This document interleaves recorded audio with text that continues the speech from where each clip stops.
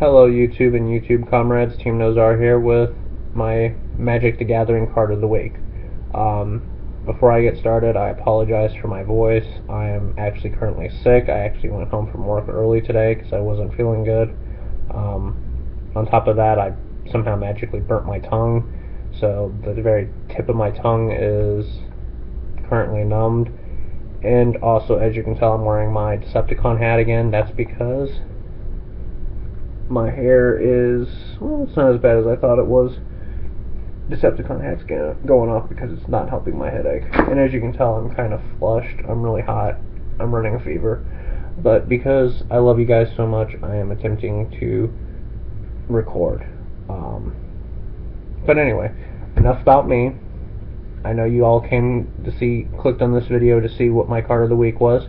So, with it being Friday the 13th, I thought I should have a nice card to kind of celebrate, the tradition of Jason on Friday the 13th. So I picked Mogis, the God of Slaughter.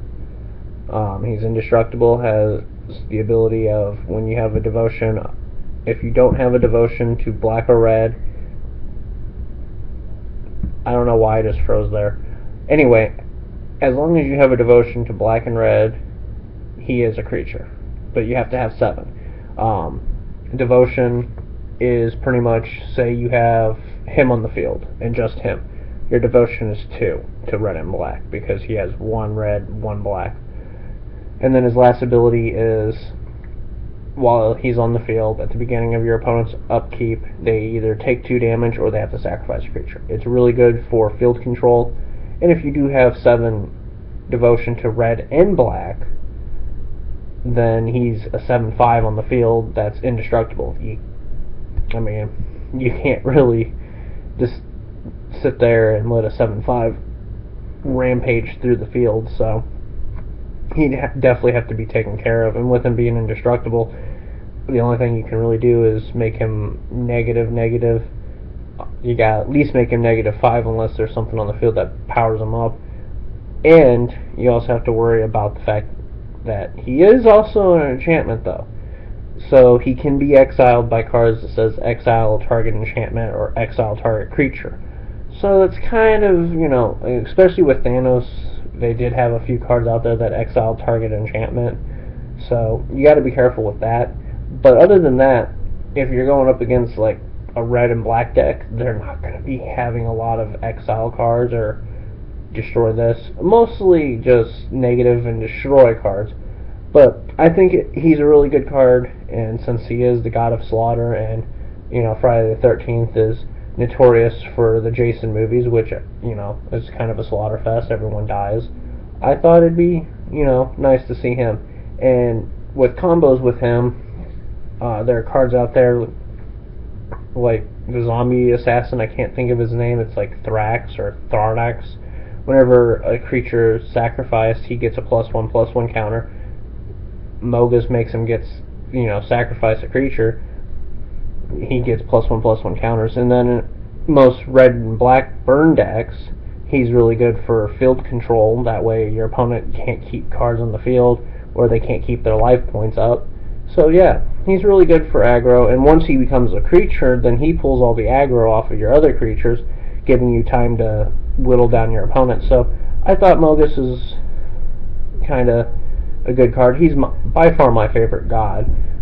So I felt that he definitely needed to get on my list of cards of the weeks, because I run 4. I have 4 of them. I run 2 in my Minotaur deck, which will probably be either next week's or the week after. I'll make a video about those.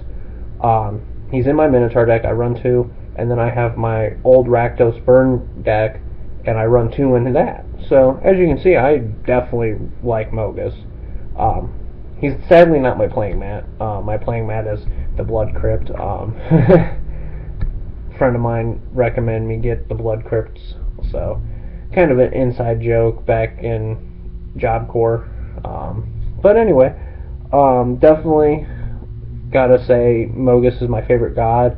Even though he doesn't have a weapon and whatnot, he's still a good card. I really wish in the Thanos set that they did make the dual gods weapons, because he's holding an axe. Mogis' axe, give target creature trample or something, or give destroy target creature for 5 mana. You know, something cool like that. That would have been cool. All attacking creatures get trample, pay 5 mana, destroy target creature.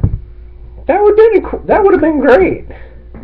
Make it I think all the weapons are 3 mana costing, I think. Don't quote me on that one. So yeah, that would have been cool.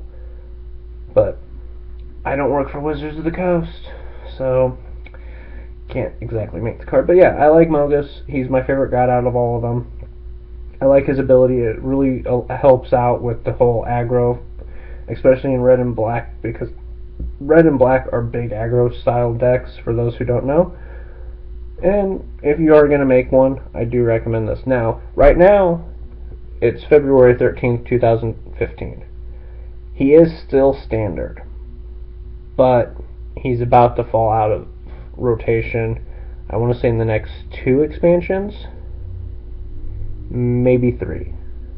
Because I know the next one is Dragons of Tarkir, and then they'll probably have M16, and then the next set. So yeah, in the next 3 sets, Thanos will be falling out of rotation. But that's pretty much it for Mogis. I can't really say much more about him. I definitely recommend him. He is a little pricey. I think he's a $4 or $5 card. Here, let me look it up for you while I'm at this. TCG. Now, I look all my cards up on tcgplayer.com. There won't be a link in the description below, but I always look up all my cards on there because it gives you a good perspective of all the cards, like price-wise. And Mogis, God of Slaughter, which I really wish I had a holographic one. I would kill for a holographic one. So right now, his lowest price on this website for non-holographic is $325. His medium is $449, and his high is $12.50. So he is a $5 card, essentially. His foil card is $11.75. His medium is $14.99, and his high is $19.99, so $20. So yeah, I mean, he's a pretty decently priced card, but he's well worth it if you ask me. But I think next week, if I get the card that I ordered, which I should, because I'm supposed to be getting it within 6 to 7 days, and they shipped it yesterday, so that's 1, 2, 3, 4, 5, 6, 7. So I should get it the 19th or the 20th.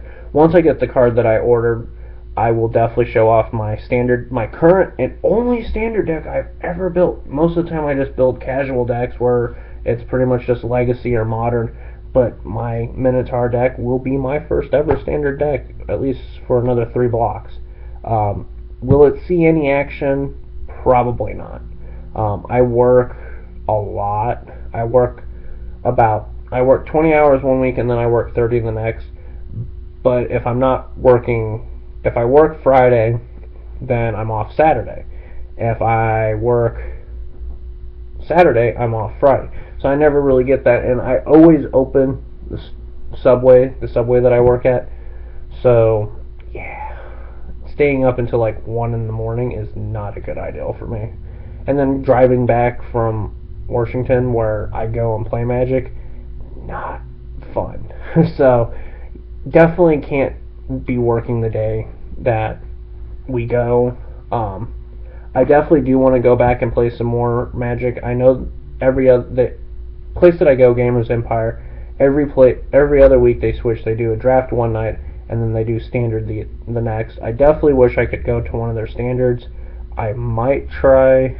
I definitely know I want to go to not the sneak peek, but the pre-release of Dragons of Tarkir. So I'm probably going to take off work for that one. But anyway, enough of that. Here is Mogis, God of Slaughter. He's going back in my deck. Oh, and if you all didn't notice, I gotta do this. Grumpy Cat!